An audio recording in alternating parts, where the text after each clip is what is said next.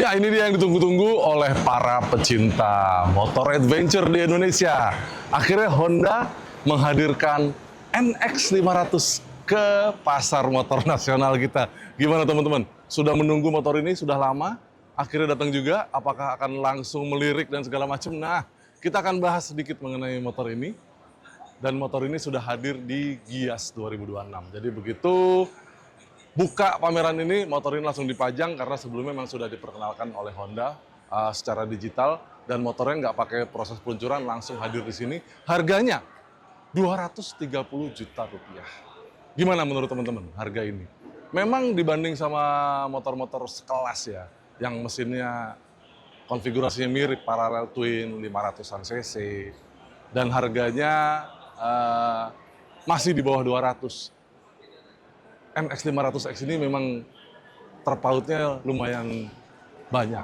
Tapi dia punya beberapa teknologi yang dihadirkan. Kita akan bahas teknologi apa aja, mulai satu persatu, jangan kemana-mana, kita bahas detailnya.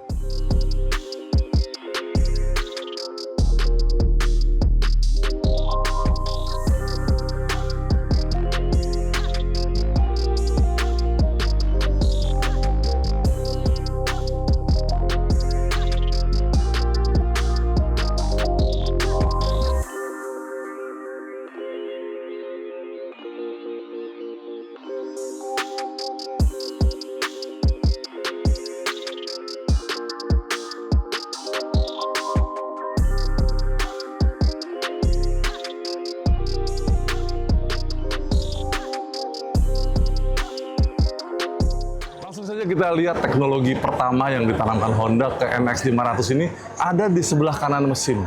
Kalau kita lihat, ini bak koplingnya di sebelah kanan ada semacam alat lagi tambahan berbentuk kotak ini, dan ada tulisannya di sini Honda e-Clutch. Ya, ini motor ini sudah dilengkapi dengan kopling otomatis.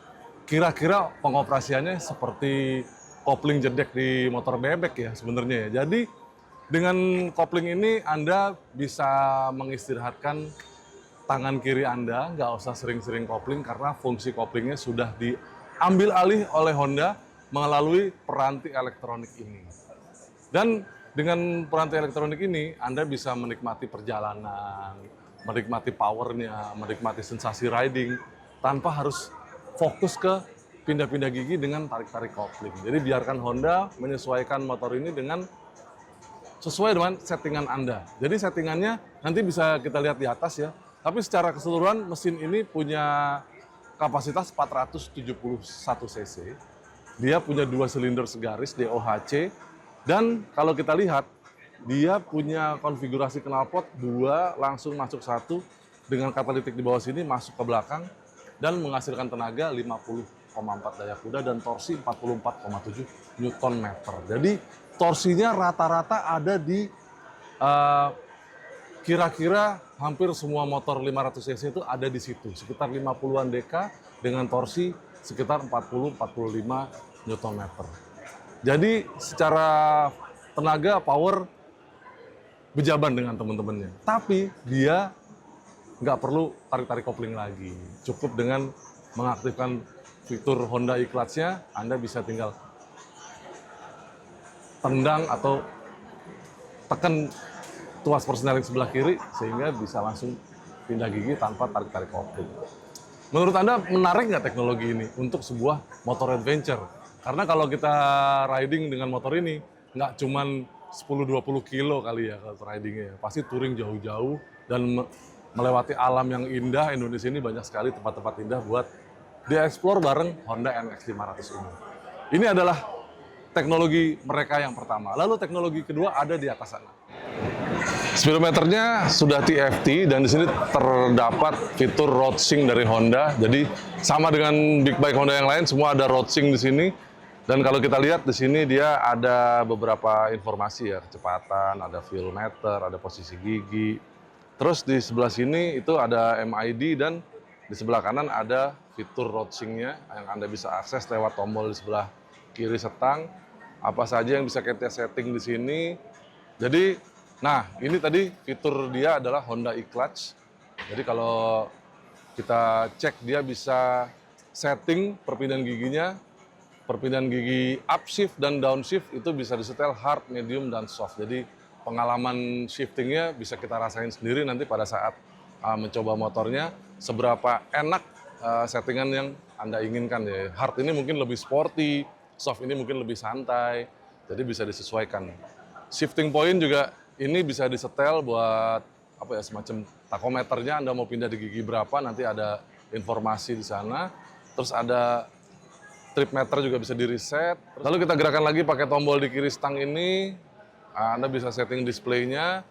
Ada beberapa tipe display di sini, mulai dari yang bar seperti ini atau circle seperti ini. Tadi saya pilih simple, jadi cuma keluar kecepatan saja. Kita coba klik bar.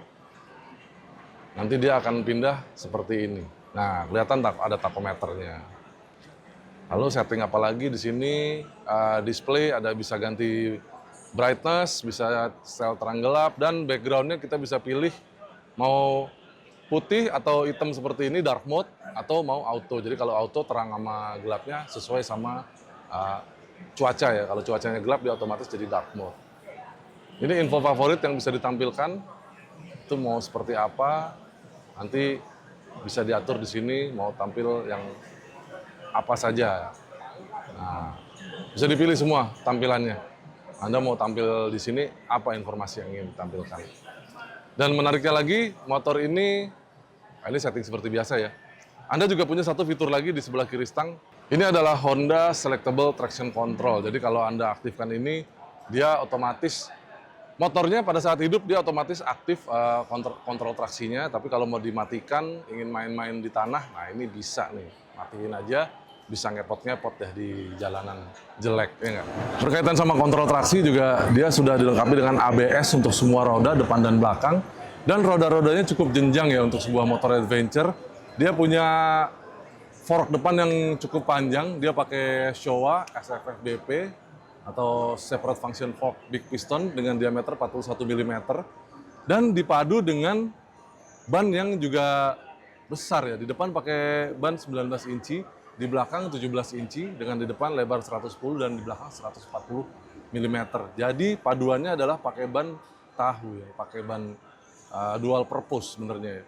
Lalu dia didukung juga dengan disc brake, double disc brake di depan, dan disc brake-nya sudah wavy. Jadi bisa self cleaning lah ya kalau Anda melalui jalan-jalan jelek dan kotor. Dipadu dengan kaliper 2 piston yang dipasang secara aksial di depan. Di belakang itu satu piston, kalipernya dengan disc brake juga satu juga. Dan disc brake-nya lumayan besar di depan, memang bukan yang paling besar, tapi ini sudah double disc brake ya di depannya. Dan kaki-kaki ini bisa menciptakan ground clearance 181 mm. Kalau kita lihat di sini lumayan tinggi, tapi di bawah sini Anda nggak ada sasis yang melindungi mesin. Jadi mesinnya tergantung di sasis tubular dia. Di bawah itu benar-benar hanya knalpot dan bak oli. Jadi kalau pakai motor ini sih enaknya dikasih skid plate lagi ya, supaya bisa melindungi knalpot. Karena begitu ada batu yang tingginya lebih dari 181 mm, otomatis akan langsung terkena knalpot atau bak oli di sebelah kiri. Dengan kaki-kaki yang jenjang itu, bodinya juga kelihatan rally banget ya. Jadi motor ini kelihatan sebuah motor rally banget. Karena kelihatan ontak banget ya. Dia tankinya maju ke depan dan cukup tinggi dibanding sama joknya. Padahal joknya ini juga lumayan tinggi loh. Tangki ini punya kapasitas 17,7 liter. Jadi kalau motor ini punya konsumsi bahan bakar 120 aja, berarti Anda bisa punya range dengan full tank itu sekitar hampir 350 km setiap full tank. Dan dia punya stang juga cukup tinggi, terus bodinya juga kelihatan tinggi di depan sini, ada shroudnya buat radiator, dan lampu-lampunya walaupun nggak yang gede-gede banget ya, lampunya jadi kayak mirip Honda Genio gini. Semuanya LED, baik lampu kecil, ada DRL kecil di sini, lampu jauhnya juga LED, dan juga lampu sennya LED, dan Anda dapat juga lampu hazard di sini. Lampunya sennya ya mirip sama semua lampu sen Honda sih ya. Mulai dari Honda Vario sampai CB sampai yang gede-gede juga rata-rata seperti ini lampunya. Dia punya tinggi jok 834 mm dan kita cobain duduk di atas ini. Kalau Anda mungkin posturnya mirip sama saya, tinggi saya 185 cm, terasanya sih memang nggak terlalu tinggi ini motornya. Walaupun secara spek 800 mili lebih, tapi kaki saya masih cukup menakut. Dan kalau Anda mungkin punya postur sekitar 175 cm, saya yakin sih masih bisa jejak, walaupun sedikit balet ya. Kira-kira gitu, jadi joknya nggak terlalu lebar, bisa maju sedikit biar nggak terlalu jinjit, karena di depan sini khas motor rally ya, di depan agak menyempit gitu. Joknya juga empuk, dan joknya berundak depan dan belakang. Dan kalau kita lihat di belakang sini, ada behel lumayan gede buat minjem-minjem motor, tapi motor ini tidak punya standar tengah, jadi standarnya ada standar samping saja. Jadi kalau mau diberdiriin di rumah, kayaknya harus beli standar pedok ya buat berdiriin motor ini biar lurus. Nah, motor ini punya berat 200 kg. Jadi paduannya semuanya masih cukup enteng lah ya untuk motor 500 cc.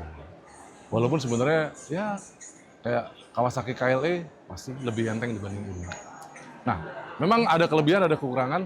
Gimana menurut Anda Honda NX500 ini apakah menjawab pertanyaan Anda akan sebuah motor adventure Honda? Karena kalau menurut Honda, motor ini jadi menggantikan Honda CB500X yang akhirnya sudah discontinue. Walaupun di website-nya masih ada, tapi sepertinya Honda sudah tidak menjual CB500X. Diganti dengan NX ini. Jadi semuanya pecinta adventure Indonesia, kalau cari motor adventure Honda middleweight, ini adalah jawabannya. Rasanya sih kalau penggemar motor di Indonesia, kayaknya sudah banyak yang ngincer di motor ini. Kita tunggu aja di jalanan ya. Apalagi di depan ada windscreen kecil dan sudah komplit sama bracket-bracket buat narok-narok. Ya GPS atau mungkin roadbook kalau mau ikut rally beneran ya. Ini sudah siap di sini. Oke, itu saja video kali ini mengenai Honda NX500. Karena motornya belum bisa kita cobain, nanti kalau motornya udah ada, mudah-mudahan bisa kita cobain buat jalan, biar tahu impresinya seperti apa. Jangan lupa cek juga video-video kami mengenai motor-motor baru lain yang ada di Gias. Ada Harley Davidson, ada Triumph juga, dan ada BMW juga yang mungkin lumayan sekelas sama ini karena 450 cc juga sih kapasitas mesinnya, parallel twin juga. Jadi makin banyak pilihan motor adventure di Indonesia saat ini. Terima kasih yang sudah nonton video ini. Jangan lupa cek juga semua berita mengenai sepeda motor, terutama yang ada di Gias. Ada kanal sendiri di website kami, www.otorider.com. Dan semua sosial media kami juga memberitakan motor-motor baru yang ada di Gias. Ada di TikTok, di Instagram, di X maupun di Facebook di @otorider.com. Sampai jumpa di video-video kami yang lain, dan salam sehat selalu. Bye-bye.